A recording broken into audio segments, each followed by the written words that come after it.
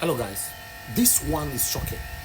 Coming from a Ghanaian, e don't reach level now say a Ghanaian man, citizen, now analyzing our failure.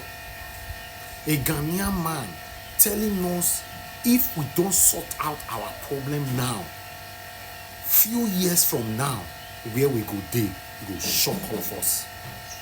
Let's watch this one together. The topic for this video is how shameless and problematic Nigeria is at this point.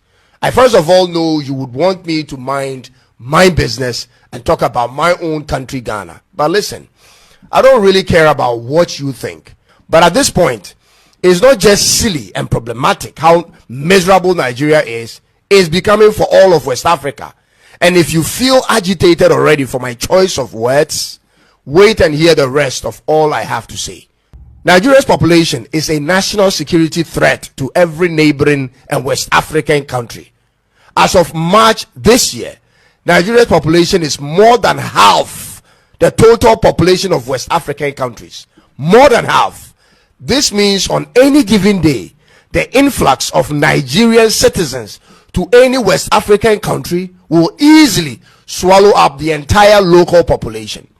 This is why every country in West Africa needs to have a say in what goes on in Nigeria, on the backdrop of the fact that they like to travel, ladies and gentlemen.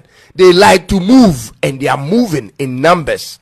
Now, ladies and gentlemen, two major situations are making Nigeria look scary to the rest of Africa, especially the neighboring West African countries. And I said two major things. But first, let's put aside the lack of stable electricity and inflation for now.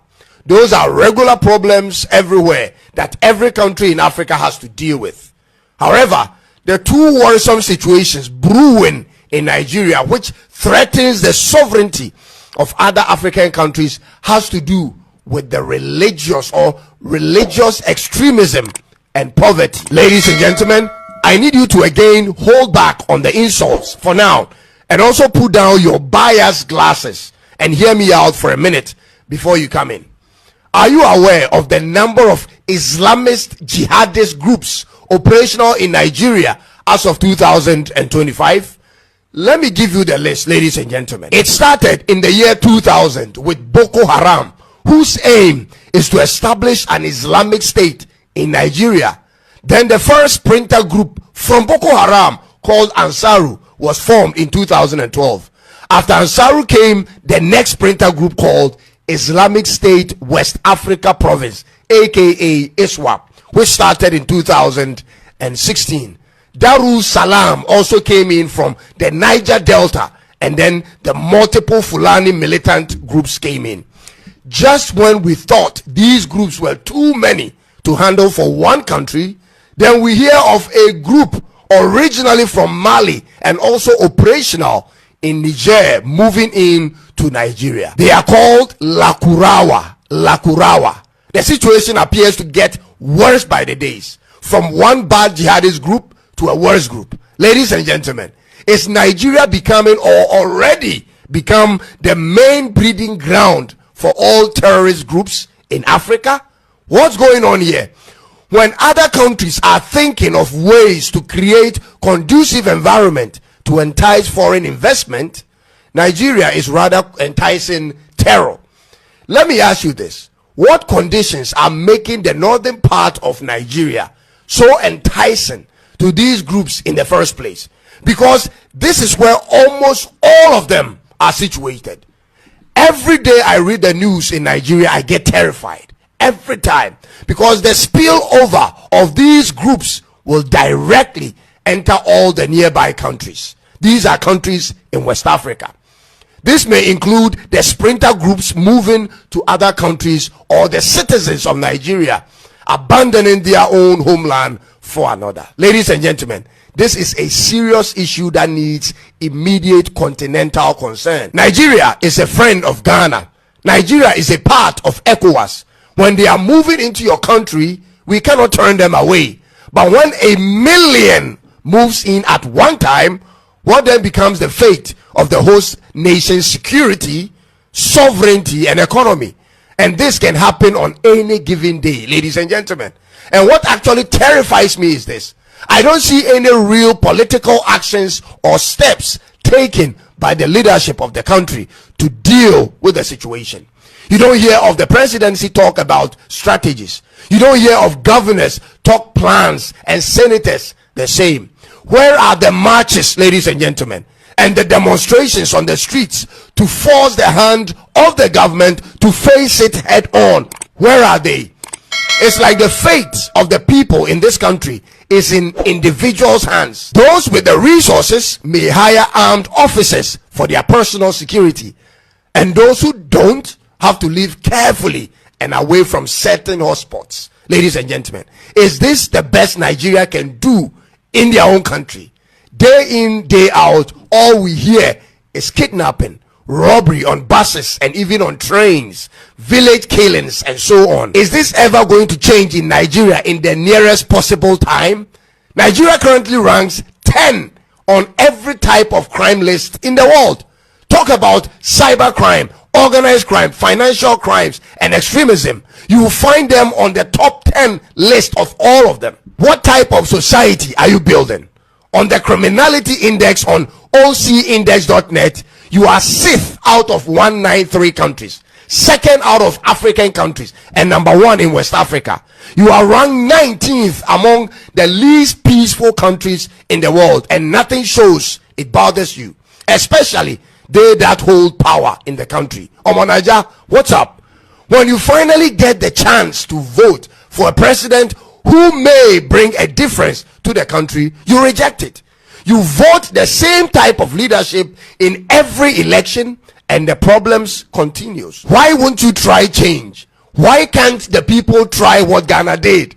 You come out in your numbers, you create your own coalition centers, you protect the ballot boxes at all costs, and ensure a free and fair elections for once in your lifetime. Because if you as a regular Nigerian don't like what's going on in your home country, you have to do something about it. Ladies and gentlemen, that cannot be done by anyone else but yourselves, unless it benefits you. What's the ultimate goal here? When you have chosen democracy as your system of governance, and it's only making life a living hell for the majority of the people, what is the plan, ladies and gentlemen? This is disturbing. Now, on to the second situation that is of equal concern as the first. This is about the level of poverty in Nigeria. You have more than 40% of your total population living below the global poverty line of $2.15 per day. That's more than 100 million people, ladies and gentlemen. That's a national security crisis. To have more than 100 million people who don't spend up to 3,300 naira in a day is problematic for the state's economy and for the people themselves. And here is how. The 3,300 naira per day will include your transport fare in and out to work if you have one, or to school, your breakfast, your lunch, your supper for one person. And so when that's not possible for more than 100 million people, then there isn't much these 100 million people are doing to contribute to the economy of the local state. People must work, produce, buy, pay taxes, and all of that, which runs the local economy. And that explains why countries whose citizens spend more do better than countries which citizens spends less. This is economic fact. Economic activities thrives off of demand and supply, buying and selling. And so when purchasing power drops, supply power is affected. Ladies and gentlemen, in addition to that is the low rate at which Nigeria's economy is growing. With the kind of population you have and expected to have in the next 10 years, your economy cannot survive on a single-digit economic growth in a fiscal year. Currently in Nigeria, your country is growing on an average rate of 3.4%. 3.4%. That's super slow for your size. You need to move that thing to more than 10% per annum and sustain it over a decade to meet the surge ahead. Your country's population is projected to hit 290 million in the next 10 years, and that's adding at least 50 million more people to what you have now. So the pace you are running will have to change immediately. From 2020 to 2023, the average unemployment rate was over 39% of the capable workforce, until last year, when the new administration by Tinubu had to revise the method for calculating to reduce it to now 5.3%. Whether that is accurate or not, the reality of the people hasn't changed, and that's a huge problem. Ghana and every other country for that matter have our own problems to deal with, but at least not with the numbers Nigeria comes with. The very fact that these two situations I've just described has a direct impact on all neighboring countries is what has triggered me to do this video, because the rise and success of Nigeria is in the interest of all African countries. In the same way, the fall and demise of Nigeria is detrimental to all African countries. If this video not shock you, I don't know what else will shock you. Other African countries, other African citizens are now analyzing our own failure. We were there inside, we are cowards. We fold our hands and say, it not concern us. What do I know? My duty is to bring it to you, and your duty is to take action. Join us every day. This is Nigeria Watch Media. We are live every single day. Let's continue to talk about the things that are affecting you and I. Take care, guys, and bye for now.